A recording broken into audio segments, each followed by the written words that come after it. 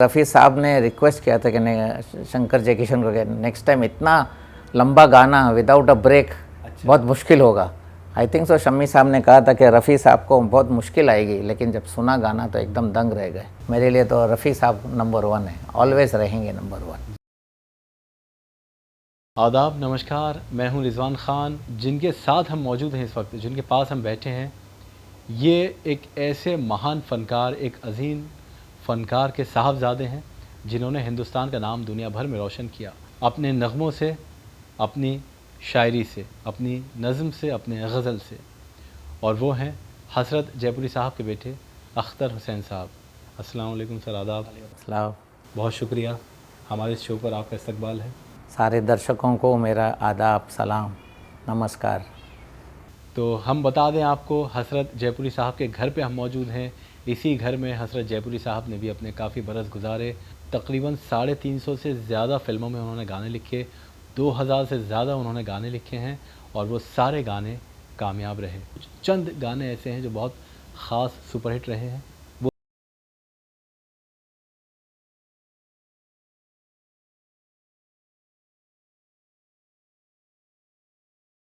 अग्नि गाओ मेरा महबूब आया है। कल तेरे जलवे पर आए भी होंगे, लेकिन झलक मेरे ख्वाबों में हो। तो ये तमाम गाने, इससे भी अच्छे गाने उन्होंने लिखे हैं जो हिंदी फिल्म इंडस्ट्री के यादगार गाने हैं, हिंदी सिनेमा के। रफ़ी साहब के साथ भी बहुत लंबा एसोसिएशन उनका रहा है।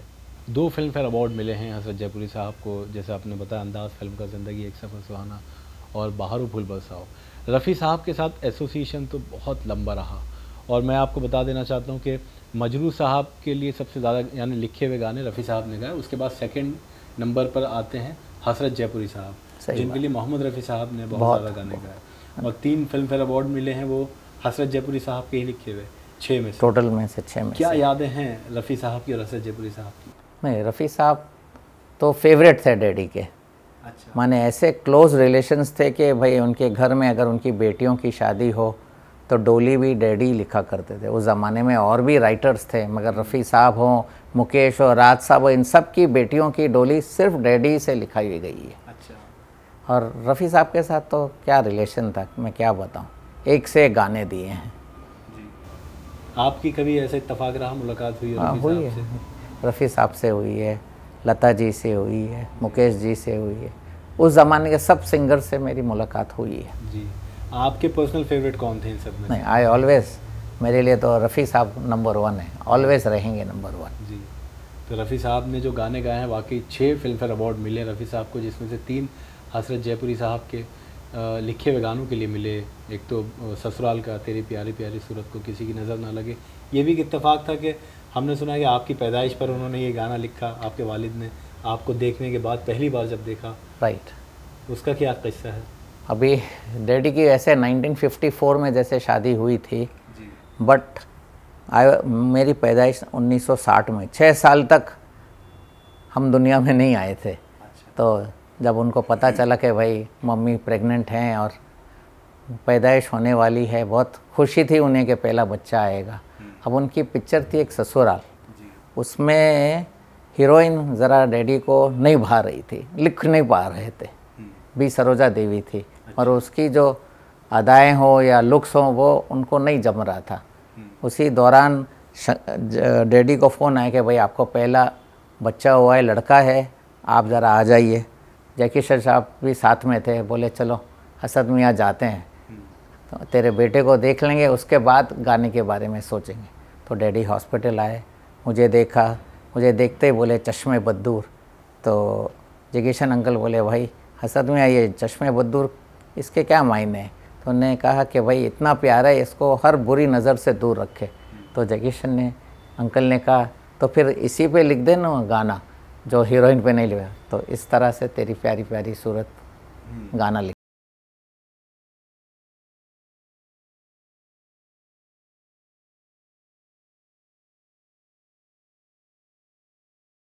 इसके बाद दूसरे फिल्म फेयर अवार्ड की बात करें तो बहारो फूल बरसाओ, वो रफ़ी साहब ने गाया था और उसका भी अपना एक किस्सा है। रफ़ी साहब को भी मिला था और हसरत जयपुरी साहब को भी अवार्ड मिला था ये गाने के लिए, दोनों को मिला था।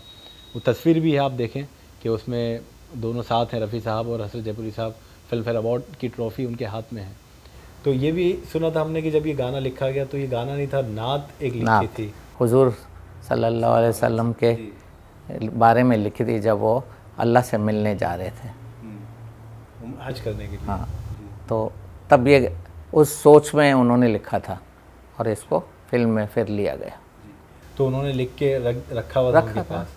बाद में फिल्म में क्या इनका फैसला था ये, जब सुनाया किसी को? नहीं, सुनाया कि ऐसे महबूब के इंतज़ार में गाना लिखना है, तो उन्हें लगा कि ये बेस्ट रहेगा। जी। बहारों फूल बरसाओ, मेरा महबूब आया है। तो कुछ यादें ऐसी, जब अवार्ड उनको मिला तो क्या क्या इजहार किया उन्होंने, कितने खुश थे इस गाने पे ख़ास तौर पर? खुश तो रहते थे, मगर उनके हिसाब से है ना, डैडी को कभी अवार्ड की चाह नहीं रही कि मुझे अवार्ड मिले। उनका था कि नॉर्मल कॉमन आदमी अगर मेरा गाना गाता है, मुझे बोलते थे बेटा वो सबसे बड़ा अवार्ड है। वो काम पे जा रहा है और ट्रेन से लटक के मेरा गाना गुनगुनाता है ना, दुनिया का सबसे बेहतरीन अवार्ड है वो। बिल्कुल बिल्कुल। और यादगार हैं सारे गाने उनके। तीसरे गाने की हम बात करें जो रफ़ी साहब को अवार्ड मिला, वो था ब्रह्मचारी का दिल के झरोखे से। इसकी कुछ यादें हैं? हमें तो कुछ पता नहीं क्योंकि सब कुछ आप नहीं, मगर दिल के झरोखे उसमें भी मैं उस टाइम पे मैं भी बच्चा ही था जी। मगर ऐसा बताते हैं कि रफ़ी साहब ने रिक्वेस्ट किया था कि शंकर जयकिशन को कि नेक्स्ट टाइम इतना लंबा गाना विदाउट अ ब्रेक बहुत मुश्किल होगा। आई थिंक सो शम्मी साहब ने कहा था कि रफ़ी साहब को बहुत मुश्किल आएगी, लेकिन जब सुना गाना तो एकदम दंग रह गए। रफ़ी साहब ने कमाल का गाना गाया था। बिल्कुल। इस गाने के लिए भी डैडी को नॉमिनेट किया था जी। फिल्म फेयर के लिए, और शैलेंद्र जी को भी इसी पिक्चर में मैं गाऊं तुम सो जाओ के लिए नॉमिनेट हुआ था, लेकिन शैलेंद्र जी को अवार्ड दिया गया। दिल के झरोके में तुझको बिठा कर, यादों को तेरी मैं दुल्हन बना कर रखूंगा। हसरत जयपुरी साहब का एक ऐसा करियर रहा है कि कोई भुला नहीं सकता। और अगर नगमों की बात करें तो म्यूज़िक इंडस्ट्री अधूरी है अगर हसरत जयपुरी साहब का नाम नहीं आए। डैडी की पैदाइश जयपुर की है, लेकिन उस ज़माने में बम्बई का सबको सपना था कि बम्बई जाके कुछ करें। तो डैडी ने अपना सामान वामान पैक किया। पहले से शायरी का बहुत शौक़ था, उनके नाना भी बहुत मशहूर शायर थे। उन्हें कुछ शायरी सुनाई तो उन्हें पसंद आया, बोला इसे और आगे बढ़ाओ, मेहनत करो। तो डैडी ने बोरिया बिस्तर बांध के मुंबई की तरफ चले आए। मुंबई में उन्हें बीएसटी में नौकरी मिल गई, बस कंडक्टरी की 8 साल के लिए। छोटी सी पगार मिलती थी 11 रुपये, लेकिन काम चलाते रहे। उनकी एक ख़ास बात थी कि बस के अंदर अगर कोई हसीना चढ़ जाती थी तो उसका टिकट नहीं लिया करते थे, उसे फ्री बिठा दिया करते। ये ज़रा बीएसटी वालों को नागवार गुज़रा, और 8 साल के बाद उन्होंने छोड़ ही दिया ये काम, और फुटपाथ पे मिट्टी के खिलौने जयपुर के आते थे, बहुत मशहूर थे उस वक्त के ज़माने के, वो बेचा करते थे। रात को वहीं ओपेरा हाउस है यहाँ बॉम्बे में, बहुत फेमस जगह है, वहाँ फुटपाथ पे अपनी रातें गुजारते थे।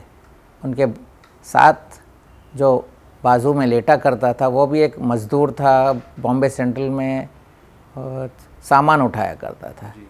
अचानक एक दिन सुबह उठे डैडी तो देखा कि उनकी तो सांसें ख़त्म हो गई। तो बहुत शौक़ हुआ उन्हें लगा कि मेरा जो एक जिगरी जो बाजू में सोता था वो अचानक चला गया। अब उसको उठा के दफनाना या जो भी करना था उसमें लग गए, लेकिन उन्होंने देखा कि कोई मदद करने को आया नहीं।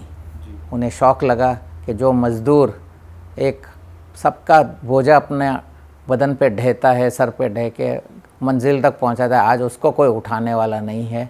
उसके ऊपर उन्होंने एक नज़म नहीं, एक गीत लिख दिया, मज़दूर की लाश।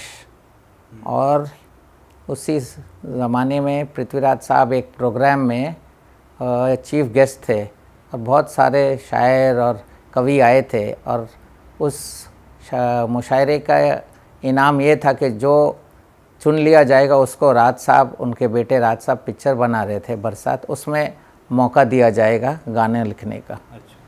तो डैडी ने मज़दूर की लाश सुनाई, पृथ्वीराज साहब को बहुत पसंद आई, चुन लिए गए। अगले दिन उन्हें कहा पृथ्वी थिएटर आइए, मिलिए, मेरे बेटे राज कपूर से। राज साहब ने उन्हें शंकर जयकिशन से इंट्रोडक्शन करवाया। वो भी एकदम नए म्यूज़िक डायरेक्टर बनने का उन्हें भी सपना था। डैडी को एक डमी ट्यून सुनाई और कहा कि आप इस पे कुछ लिख सकते हैं। डैडी ने उसी वक्त चंद मिनटों में लिखा जो गाना आगे जाके बहुत मशहूर हुआ, जिया बेकरार है छाई बहार है।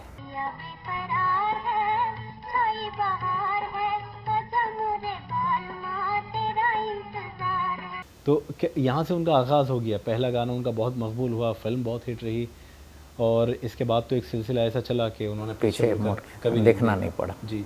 हसरत साहब, आपकी जब पैदाइश हुई, शादी, बम्बई में बस चुके थे, आपने बताया बस कंडक्टर थे, हसीनाओं से पैसे नहीं लिया करते थे, तो शुरू से क्या उनका एक बहुत ज़्यादा रोमानी मिजाज था, यानी रोमांटिक शख्सियत थी? कैसा मिजाज था उनका? नहीं, मिजाज तो रोमानियत था ही, लेकिन उन्हें वो औरत या वो लड़की ना पसंद थी जो गुमसुम रहती थी। उन्हें है ना अट्रैक्शन कुछ होना चाहिए औरत में लिखने के लिए। गुमसुम बैठेगी, हमारी मम्मी थी बहुत ही गुमसुम रहती थी, तो कभी कुछ नहीं लिख पाए। वो बोलते थे कि नहीं, कुछ अदाएं, मगर वो घर की औरत वो अदाएं नहीं दिखा सकती जो बाहर की औरतें दिखा देती हैं अदाएं। तो मतलब अदा देख कर ही वो कुछ हाँ, अदा कुछ कोई ऐसी चीज़ उनमें पसंद आ जाए जिस पे वो गाना लिख सकते हैं। वो चांद खिला, वो तारे हंसे, ये रात अजब मतवारी है। अच्छा, राज कपूर साहब को हसरत साहब का लिखना या उनके गाने इतने पसंद आए कि उन्होंने ये फैसला किया कि हसरत साहब को भी अपनी टीम में शामिल कर लेते हैं और वो सिलसिला तकरीबन 20 सालों तक चला। यस, 1971 तक रहा। जी। तो कुछ यादें हैं, बताते होंगे राज कपूर साहब के बारे में या काम के बारे में कि कैसे काम होता था, क्या नहीं, करते थे? मैंने खुद राज साहब की सिटिंग्स बैठी हैं, उनके बंगला जो चेंबूर में है जी। वहाँ सिटिंग्स हुआ करती थी। राज साहब की एक आदत थी कि वो ज़्यादातर सिटिंग्स है ना रात को किया करते थे, 9-10 बजे के बाद ही शुरुआत होती थी। मैं अक्सर उनसे पूछता था कि आप दुनिया दिन में काम करती, आप रात में, तो मुझे समझाया करते कि रात के टाइम आदमी कंसंट्रेट ज़्यादा कर सकता है क्योंकि अंधेरा हो गया, सब सो चुके हैं। उस ज़माने में टेलीविज़न का भी कोई ख़ास असर नहीं था, इसलिए हम लगन और मेहनत से काम करते हैं। और सुबह 6-6:30 बजे तक डैडी घर वापस आते थे, समझ लो सिटिंग ख़त्म हो गई, फिर दिन भर रिलैक्स रहते थे। तो ये जो खासियत थी एक कि आधे घंटे के अंदर, 1 घंटे के अंदर गाना पूरा लिख के दे देते थे सिचुएशन के हिसाब से, इसके बारे में कुछ बताइए, क्योंकि ये हमने कभी नहीं सुना कि किसी राइटर में या किसी लिरिसिस्ट में ये फ़न मौजूद था कि इतनी जल्दी गाना लिख देते थे पूरा। डैडी की क्या आदत थी, एक टाइम काम उनको दे दिया कि भाई ये सिचुएशन पे गाना लिखना है, फिर वो दुनिया भूल जाते थे। ना खाना ना पीना, सिर्फ काम ही काम। और कोई ऐसा वक्त नहीं था कि भाई सुबह ही मैं लिखूँगा, शाम को नहीं लिखूँगा। रातों को हम लोग कभी देखते थे कि उठ के बैठ के गुनगुना रहे हैं, लिखना शुरू कर रहे हैं। तो हम अक्सर बच्चे थे, पूछते थे भाई डैडी सो जाओ, रात का टाइम हुआ है। बोलते नहीं, ये थॉट्स जो मुझे आए हैं ना, ये सुबह होते तक गायब हो गए तो बहुत मुसीबत हो जाएगी।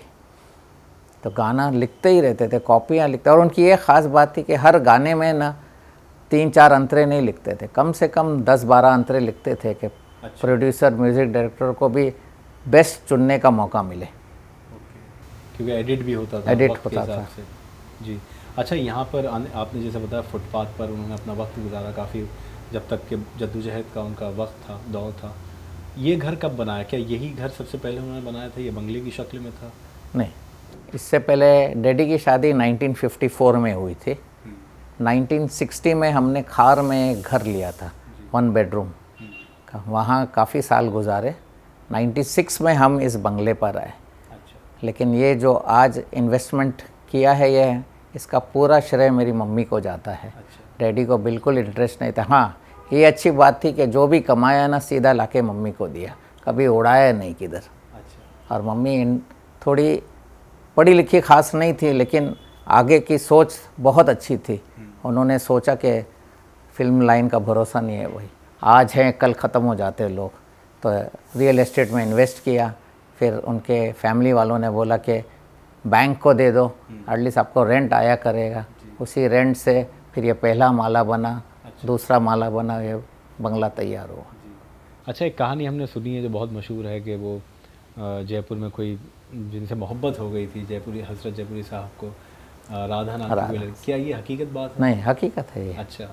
वहाँ देखिए आप, आज भी गाँवों के अंदर, पुराने शहरों में घर ऐसे होते हैं कि टेरेस की दीवार आपकी कॉमन रहती है, आप खड़े रहो तो दूसरे का घर दिखाई देता है। वहाँ एक लड़की रहा करती थी, राधा, जो अपने बालों को कंघी करती थी। जब धूप निकलती थी तो बालों को अपनी कंघी करती थी। ये अदा डैडी को बहुत पसंद आ गई। अच्छा। और वो सोचते थे कि मैं जाके एक दिन बोलूं कि भाई मैं तुमसे कुछ बात करना चाहता हूँ।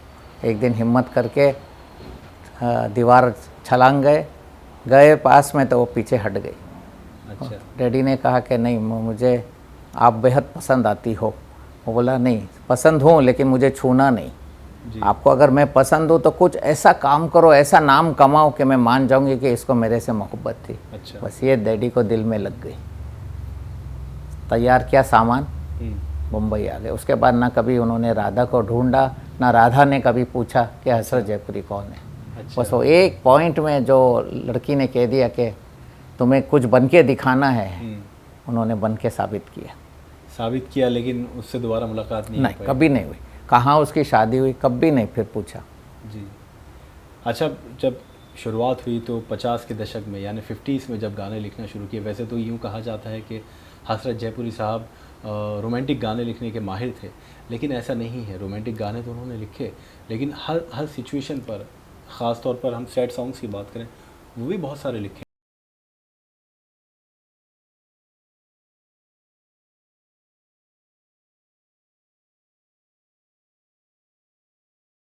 गए वो दिन कहते थे तेरी। कि डैडी ने रोमांस में तो उनको किंग कहते हैं, लेकिन सैड सॉन्ग्स भी बेहतरीन सैड सॉन्ग्स लिखे हैं।